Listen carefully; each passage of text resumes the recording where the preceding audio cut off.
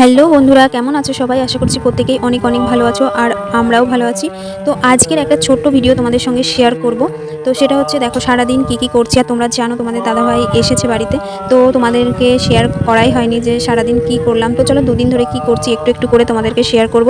তো তোমরা ভিডিওটার সঙ্গেই থাকো, স্কিপ করে চলে যেও না। আশা করি প্রত্যেকের অনেক ভালো লাগবে। আর ছোট্ট একটা ভিডিও।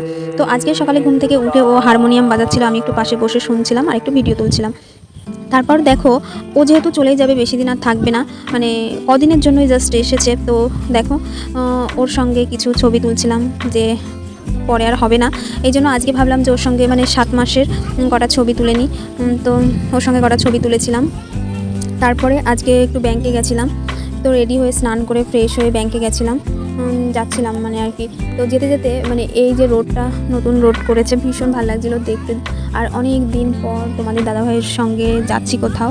তো ও তো নিতেই চাইছে না আমাকে। তো আমি যেহেতু এরকম অবস্থায় আছি, আর আমার মা তো বারবার করে বলে দিয়েছে কোথাও যেন না যেতে, যেটুকু টাইম কাটাতে বাড়িতেই থাকতে, বেশি না ঘুরতে। তবুও আমি জোর করে গেছি ব্যাংকে। তারপর দেখো ব্যাংকের থেকে এসে প্রচণ্ড খিদেও পেয়ে গেছিলো। তারপর দুজনা বিরিয়ানি শেয়ার করে খেলাম। খেতে খেতে তোমরা দেখতে পাচ্ছ বারবার করে ওপরের দিকে তাকাচ্ছি, সেটা হচ্ছে তোমাদের দাদাভাইয়ের পছন্দের একটা মুভি চলছে, ও চালিয়েছে। আর খেতে খেতে বারবার ও টিভির দিকে তাকিয়ে রয়েছে, আমিও বারবার করে তাকাচ্ছি। আর এই যে ভিডিওটা দেখতে পাচ্ছ, যে রোড দিয়ে আবার পরের দিন মানে যাচ্ছি, এটা হচ্ছে পরের দিনের ভিডিও।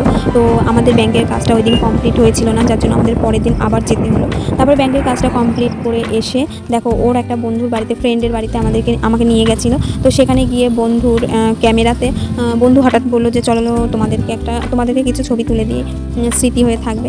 তো বললাম চলো। তো ও বন্ধুদের ওই ছাদের উপরে উঠে আমরা এই ছবিগুলো তুলছিলাম। তো আমার কিন্তু বেশ ভালো লাগছিলো।